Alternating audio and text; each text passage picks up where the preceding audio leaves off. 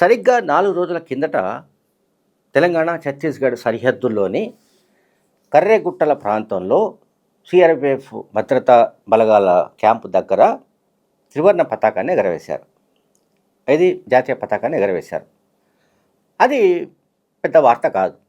అట్లాగే అదే సమయంలో అదే రోజు అంతకుముందు ఎప్పుడో మావోయిస్టు పార్టీకి సంబంధించిన బలగాలు అమర్చిన ఐఈడీ బాంబ్స్ పేలి 11 మంది సీఆర్‌పీఎఫ్ జవాన్లు గాయపడ్డారు. అది వార్త. సరే, వాళ్ళని హెలికాప్టర్ రాయ్పూర్కి షిఫ్ట్ చేశారు. వాళ్లకు చికిత్స అందిస్తున్నారు. కానీ ఇప్పుడు అందరికీ వస్తున్న డౌటు అండ్ అట్లాగే ఛత్తీస్‌గఢ్, మధ్యప్రదేశ్ రాష్ట్రాల్లోని పత్రికల్లో వస్తున్న కథనాలు ఏంటంటే, ఎందుకు కర్రెగుట్టల్ని టార్గెట్ చేశారు? కర్రెగుట్టల దగ్గర ఏముంది? ఆ గుట్టలో ఏముంది అసలు? కర్రెగుట్టలు అనే ప్రాంతం, ఆ గుట్టలు దుర్భేద్యమైన అడవుల్లో ఉన్నాయి. అంటే ఆల్మోస్ట్ అది దండకారణ్యం ఏదైతే మనం చెప్తుంటామో దానికి సంబంధించిన ఎంట్రీ పాయింట్గా కూడా మనం అనుకోవచ్చు. ఈ కర్రెగుట్టలు అనే ప్రాంతంలో హెమటైట్ క్వార్ట్జ్ అనే ఖనిజం ఉన్నట్టుగా తెలుస్తోంది. ఈ ఖనిజం అత్యంత విలువైందని కూడా తెలుస్తోంది. అట్లాగే ఛత్తీస్గఢ్లో అదానీ గ్రూప్, మనకు తెలుసు అదానీ గ్రూప్ అంటే నేను ప్రత్యేకంగా చెప్పాల్సిన పని లేదు. అదానీ గ్రూప్ పెద్ద ఎత్తున ఛత్తీస్గఢ్లో పెట్టుబడులు పెడుతోంది. ఛత్తీస్గఢ్లో ఆల్మోస్ట్ 75,000 కోట్ల పెట్టుబడులకు సంబంధించిన ప్రతిపాదనలు ఇదివరకే చేసింది. అంటే అగ్రిమెంట్స్ చేసుకుంది. ఆల్మోస్ట్ 75,000 కోట్ల రూపాయల విలువైన ప్రాజెక్టులకు ఒప్పందాలు కుదుర్చుకుంది. దీంట్లో ఇక్కడ మనం చెప్పుకోవాల్సి ఏంటంటే, నిన్న మొన్నటి వరకు మనం కేవలం మావోయిస్టుల కార్యకలాపాలు, ఎన్కౌంటర్లు, లొంగుబాట్లు, లేకుంటే మావోయిస్టు పార్టీ నిర్మూలనకు సంబంధించి కేంద్ర ప్రభుత్వం సంకల్పించిన వైనం, ఆపరేషన్ కగార్, ఇదంతా కూడా మనందరికీ తెలిసిన సంగతి, మనం అందరం ప్రతిరోజు మాట్లాడుకుంటున్న సంగతి. సో మార్చి 31 లోపు మావోయిస్టు పార్టీని ఛత్తీస్గఢ్ నుంచి, ముఖ్యంగా బస్తర్ ప్రాంతం నుంచి తుడిచిపెట్టేందుకు ప్రణాళికలు అమలు చేస్తున్నారు. బస్తర్ ప్రాంతం మావోయిస్టు పార్టీ విముక్తి ప్రాంతంగా మారితే, మావోయిస్టుల నుంచి విముక్తి అయితే అనాలి మనం. మావోయిస్టు పార్టీ విముక్తి ప్రాంతం కాదు, మావోయిస్టుల నుంచి బస్తర్ ప్రాంతం విముక్తి అయితే ఏమవుతుంది అన్న దానిపైన నేను ఇంతకు చెప్పినట్టు ఛత్తీస్గఢ్, మధ్యప్రదేశ్ వంటి రాష్ట్రాల్లో, ఇంకా చెప్పాలంటే మహారాష్ట్రలో కూడా ఆయా భాషల్లో, మరాఠీలో కావచ్చు, హిందీలో కావచ్చు, వార్తా కథనాలు పెద్ద ఎత్తున వస్తున్నాయి. కర్రెగుట్టలు కావచ్చు, బస్తర్ ప్రాంతం కావచ్చు, బస్తర్లో ప్రధానంగా బైలడిల్లా, దంతెవాడ ఇటువంటి ప్రాంతాలు కావచ్చు. వీటిపైన అదానీ గ్రూపు కన్నేసింది. ఇది చాలా కాలం కిందటి మాట, ఇవాంటిది కాదు, నిన్నటిది కాదు. సరే, అదానీ గ్రూపు అక్కడ తన కార్యకలాపాలు, వ్యాపార కార్యకలాపాలు, తన వ్యాపార సామ్రాజ్యాన్ని ఛత్తీస్గఢ్లో విస్తరించడానికి, మావోయిస్టు పార్టీని తుడిచిపెట్టడానికి మధ్య సంబంధం ఏదైనా ఉందా అనే చర్చలోకి నేను పోదలుచుకోలేదు. ఛత్తీస్గఢ్లో ఆశ్చర్యకరమైనది ఏంటంటే 28 డిఫరెంట్ 28 రకాల ఖనిజాలు ఉన్నట్టు, ఖనిజ నిక్షేపాలు ఉన్నట్టు కేంద్ర ప్రభుత్వం చెప్తోంది అఫీషియల్లీ. ఇందులో వజ్రాలు కూడా ఉన్నాయండి. వజ్రాలు, బంగారం అండ్ ఐరన్ ఓర్, తర్వాత కోల్, బొగ్గు, సున్నపు రాయి అండ్ డోలమైట్, అలాగే టిన్ అనే ఖనిజం, బాక్సైట్ అండ్ ఇంతకుముందు నేను చెప్పినట్టు కర్రెగుట్టల ప్రాంతంలో హెమటైట్ క్వార్ట్జ్ అని అంటాం.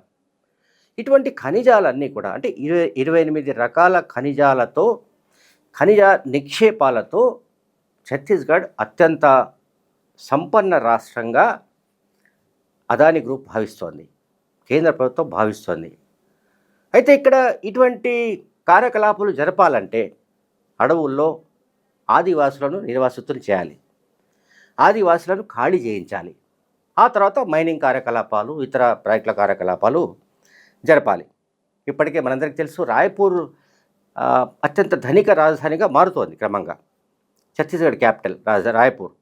దీనికి కారణం అంటే రాయ్పూర్లో ఆల్రెడీ సిటీలో దాదాపు 200కు పైగా స్టీల్ రోలింగ్ సంబంధించిన మిల్స్ ఉన్నాయి.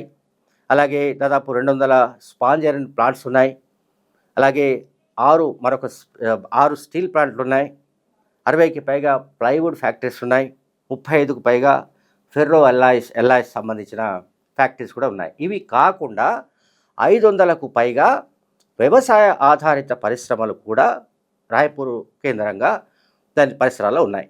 ఇది రాయ్పూర్ క్యాపిటల్కి సంబంధించి. అట్లాగే 800కు పైగా రైస్ మిల్లింగ్ ప్లాంట్స్ కూడా ఉన్నాయి. ఇది రాయ్పూర్ క్యాపిటల్కి సంబంధించిన ఇష్యూ, ఛత్తీస్గఢ్ క్యాపిటల్ సంబంధించిన ఇష్యూ. ఛత్తీస్గఢ్ ఎప్పుడు ఏర్పడింది? 25 ఏళ్ల కిందట ఏర్పడింది. 26 ఏళ్ల కిందట, అంటే 2000 సంవత్సరంలో 2000లో ఛత్తీస్గఢ్ మధ్యప్రదేశ్ విభజన జరిగినప్పుడు ఛత్తీస్గఢ్ ఏర్పడింది. ఈ రాష్ట్రానికి ఉన్న ఇంకొక ప్రత్యేకత ఏంటంటే ఉత్తరప్రదేశ్, మధ్యప్రదేశ్, మహారాష్ట్ర, తెలంగాణ, ఆంధ్రప్రదేశ్, ఒడిశా, జార్ఖండ్ 7 రాష్ట్రాలకు సరిహద్దుగా ఉన్న ఏకైక రాష్ట్రం ఛత్తీస్గఢ్. చూడండి, ఛత్తీస్గఢ్ సంబంధించిన విశేషాలు ఏంటంటే, ఒకటి దట్టమైన అడవులు, కొండలు అండ్ ఎక్కువగా ఆదివాసులు నివసించే మారుమూల ప్రాంతాలు అండ్ ఆ 7 రాష్ట్రాల సరిహద్దులు ఇవన్నీ ఉన్నాయి. 2025 అక్టోబర్లో ఛత్తీస్గఢ్ ప్రభుత్వ లెక్కల ప్రకారం ఈ ఖనిజాలకు సంబంధించిన ఆదాయం ఆ రాష్ట్రానికి 2028 కోట్లకు పైగా వచ్చాయి. సింపుల్గా చూడండి, 2028 కోట్లకు పైగా, అంటే ఆల్మోస్ట్ 2,500 కోట్ల ఆదాయం దేని నుంచి వచ్చింది? మినరల్స్ నుంచి వచ్చింది, అంటే ఖనిజాల నుంచి వచ్చింది. అంటే ఈ ఖనిజాలు ఏవైతే నేను చెప్తున్నాను, అంటే ఆల్మోస్ట్ 28 రకాల ఖనిజాలని నేను చెప్పాను కదా. సో ఈ 28 రకాల ఖనిజాలు ఒక్కచోట లేకపోవచ్చు. నేను చెప్పాను, బస్తర్ ప్రాంతంలో ఉన్నాయి, కర్రెగుట్టల ప్రాంతంలో ఉన్నాయి, బైలడిల్లా, మరి కోర్బా, మరికొన్ని ప్రాంతాల్లో ఉన్నాయి. సో ఇప్పుడు రాయ్పూర్తో పాటు కోర్బా అంటే అక్కడ బిలాస్పూర్, కోర్బా ఆ ఏరియా ప్రాంతాల్లో, అట్లాగే రాయ్గఢ్లలో సిమెంట్ ప్లాంట్సు, అట్లాగే విద్యుత్తుకు సంబంధించిన మౌలిక సదుపాయాలు, ప్రాజెక్ట్సు, వీటన్నిటినీ ఏర్పాటు చేయడానికి 2019లో అదానీ గ్రూప్ ఒక ప్రయత్నం చేసింది. 2019లో, అంటే ఆల్మోస్ట్ 7 ఏళ్ల కిందట. కానీ అక్కడ ఆదివాసులు తిరుగుబాటు చేయడంతో బైలడెల ప్రాంతాల్లో కొన్ని కార్యకలాపాలు నిలిచిపోయాయి. అంటే కొన్ని ఏవైతే ఈ అదానీ గ్రూప్ కావచ్చు, మరికొన్ని గ్రూపులు ఏవైతే అక్కడ ఎంటర్ కావడానికి ప్రయత్నించాయో అక్కడ బ్రేక్ పడింది. ఇప్పుడు మళ్ళీ వస్తున్న కథనాలు ఏంటంటే, అంటే గడిచిన నెల రోజులుగా, అంటే ఓవైపు మావోయిస్ట్ పార్టీ పెద్ద ఎత్తున దెబ్బతినిపోవడం, ఆ పార్టీకి సంబంధించిన అగ్రనాయకులు కొంతమంది లొంగిపోవడం, చాలామంది ఎన్కౌంటర్లు చనిపోవడం, వందలాది మంది లొంగిపోతున్న దృశ్యాలు, వీటన్నిటి కాంటెక్స్ట్లో, వీటన్నిటి నేపథ్యంలో ఇప్పుడు అదానీ గ్రూప్ ఏం చేయబోతుందన్న దానిపైన కథనాలు వస్తున్నాయి. అదానీ గ్రూప్కు ఇప్పటికే అదానీ ఎంటర్ప్రైజెస్ కన్సార్షియం దాని పేరు, దానికి ఛత్తీస్గఢ్లోని దాని నేషనల్ హైవే నంబర్ 292 అంటారు దాన్ని. 292 నేషనల్ హైవే నిర్మాణం కాంట్రాక్ట్లో ఈ అదానీ ఎంటర్ప్రైజెస్ కన్సార్షియం పొందింది. ఇది 15 ఏళ్లకు సంబంధించిన లీజ్ అగ్రిమెంట్. అట్లాగే బస్తర్లో ఒక భారీ పవర్ ప్లాంట్ నిర్మాణానికి కూడా ఛత్తీస్గఢ్ ప్రభుత్వం సంకల్పించింది. అయితే అందులో కూడా అదానీ గ్రూప్ భాగస్వామి కాబోతుందా లేదా అనే దానిపైన కూడా ఇప్పుడు రకరకాల కథనాలు వస్తున్నాయి. సరే, ఇప్పుడు నేను ఇదంతా ఎందుకు చెప్తున్నానంటే, మనం స్టోరీ ఎక్కడి నుంచి బిగిన్ చేసాం? కర్రెగుట్టల దగ్గర నుంచి బిగిన్ చేసాం. కర్రెగుట్టలు మావోయిస్టుల నుంచి విముక్తి అయింది కనుక, అంటే అక్కడికి మావోయిస్టులు ఎవరు లేరు అనే కంక్లూజన్కి వచ్చి అక్కడ జాతీయ జెండాను ఎగరవేశారు. బాగానే ఉంది. అయితే ఇదంతా ఎందుకు జరుగుతోంది?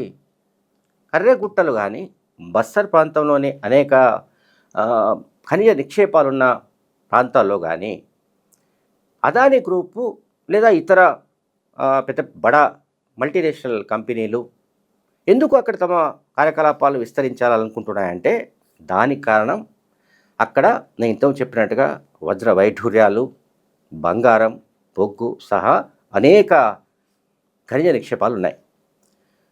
వాటిని వెలికి తీసే పనికి సంబంధించి ఇప్పుడు రకరకాల అగ్రిమెంట్స్ జరుగుతున్నట్లుగా వార్తా కథనాలు వస్తున్నాయి. బహుశా మార్చి 31 తర్వాత ఈ కార్యకలాపాలు వేగవంతమయ్యే అవకాశాలు ఉన్నాయి. Thank you very much.